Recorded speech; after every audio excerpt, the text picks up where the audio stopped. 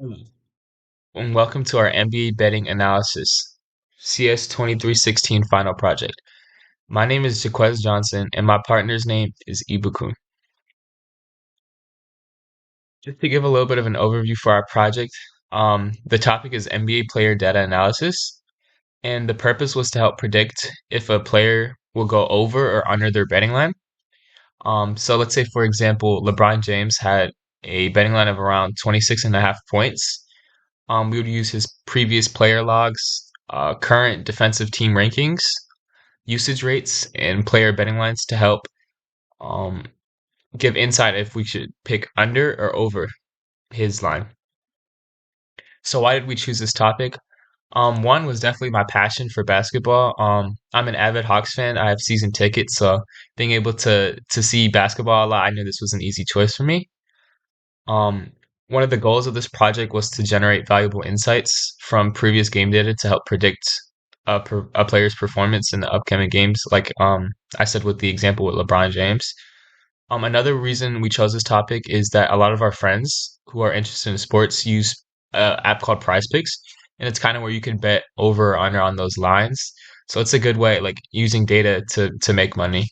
Um, Also, the NBA has great resources. There's tons of communities, Reddit forums where you can find credible sources. So that was another factor into why we chose this topic. Collect a few data. And some of the data we collected came from the basketball reference website, which is solely focused on the game log of players. We selected this particular data set since it provided us with all of the most recent accurate box scores for each of a player's game. The ideal option would be the CSV because it is plain visually and can be loaded into Python with ease. This data set, which was obtained from an accredited source, gave us access to all the categories we needed for our player betting estimates. We also looked into the hashtag basketball website, which we got the NBA defense versus position data from.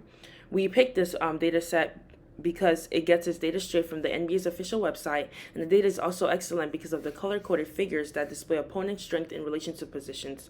This is good pertinent information that will be helpful towards persuading conclusions. We also picked some data from the Underdog Fantasy API, focusing on the over and underlines. We chose this data set since other betting websites either had private APIs or just displayed the player ID, making data scraping considerably more challenging and confusing. Our starting point for what we seek to go over or under will be this data. We are able to find our data sets from player stats and quick links through the NBA official website, and we also got some additional data sets such as ESPN, Basketball Reference website, focusing on the injuries data, and player stats from the NBA official website. This helped us to assess the NBA injury report and its impact on the players and team. So when it comes to cleaning the data, we use methods such as and modules that we have learned throughout the course, such as the requests, JSON, Beautiful Soup, and Pandas module. Looking into the JSON module, we were able to easily access the data we needed by writing the dictionary to file in JSON format. And these for loops help to access each individual table, considering there were about 15 tables we needed to examine and clean. We also utilized the requests and Beautiful Soup module when accessing one of our extra sources to extract data about each players' injuries and their updates. For extra source 2, we implemented the Pandas module by converting the CSV file to a Pandas data frame to manipulate and analyze the data in a more organized and efficient manner. The next topic, we wanted to talk about the data analysis, insights, and visuals process for us throughout the project. For our first insight, our goal was to provide us with stats of the defensive positional strengths and weaknesses of each teams. So to do that, we took our main data frame and we split it into five separate data frames, and then we would rank them using the dot rank function based on statistical categories such as points per game, 3 points made, assists, all which are betting lines. And the thing that we got was that the Celtics and Bucks are both great overall defensive teams, as their overall rank, which is combining all of the statistical categories, for all five positions, landed in the top 10. So let's say if our player was playing the Celtics or the Bucks, we would either avoid that or we would pick under. And the corresponding visualization shows the hardest and easiest teams, with the hardest having the smallest bar graphs, and then the easiest teams having the largest. And the bottom is our visualization, and we see that the colors are separated into positions. We see, like I said, the Milwaukee Bucks and the Boston Celtics have the smallest charts, meaning they're the most like feared defenses. Um, but we can also see that teams like Philadelphia, they do great against every position except point guard. So this graph gives like valuable insight based on position, and the top is the corresponding just data table for our first insight. For our second insight, our goal was to compare player performances away and home, as some players play better at home and then some players play better away. So to do this, we filtered out when they're at home into one data frame and then when they're at away into another. And then once we got that, we were able to take the averages for all statistical categories, and we ended up with the table below. Um, we see most players play better at home as they're used to their crowd and the environment. For our third insight, one of the goals was to see the recent performances of players. So what we did was we took the last 5 games and we also added the points, rebound, and assist categories, as those are very common lines in sports betting. For example, they might ask, will Trey Young go over 35 points, rebounds, and assists? So we combined these categories into one, and then we took their last 5 performances. Because basketball is a very trendy game and people can go on like momentum, um, it was really important to get the last 5 games to see if we should pick over or under.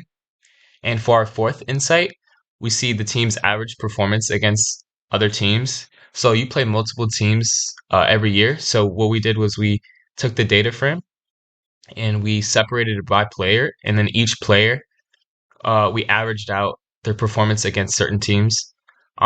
So they would have 29 other teams because they don't play themselves.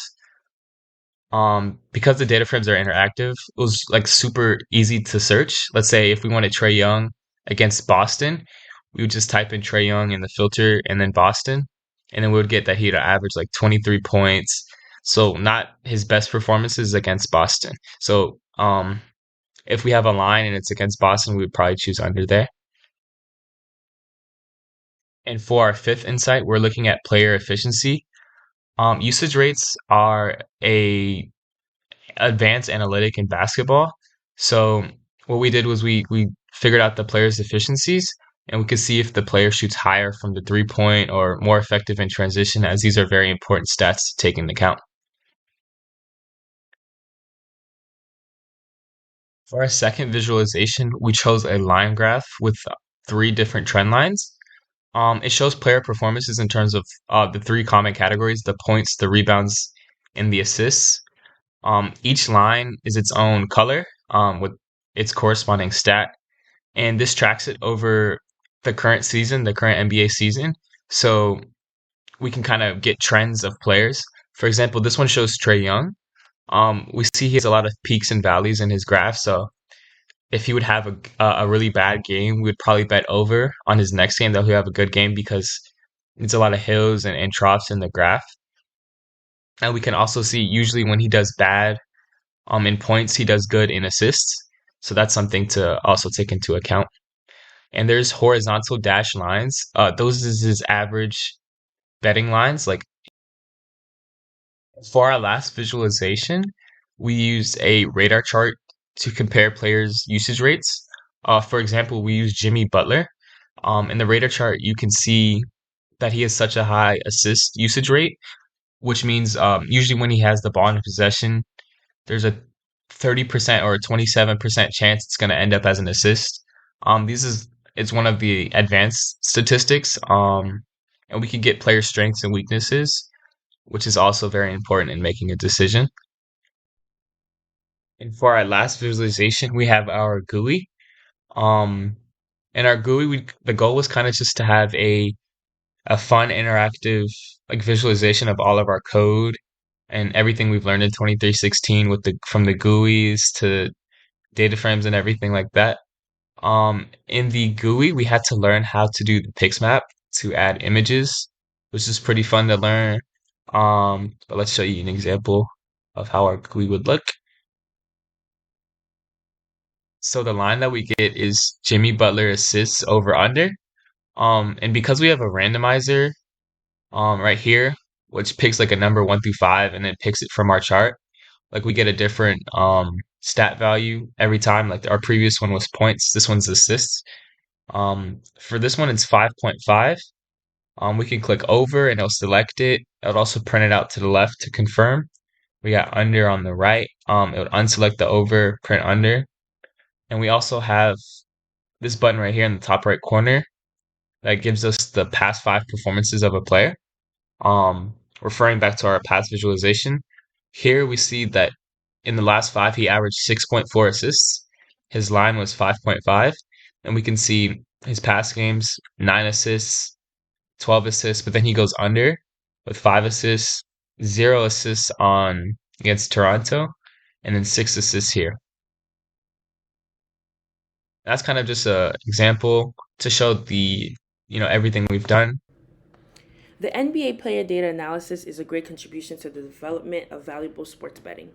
We were able to manipulate NBA data of the players' past performances, short selection and efficiency, historical trends, and defensive strengths through the modules we learned throughout this course, such as Beautiful Soup, Request, JSON, and Pandas. By doing this, we were able to increase the likelihood that we would win the bets.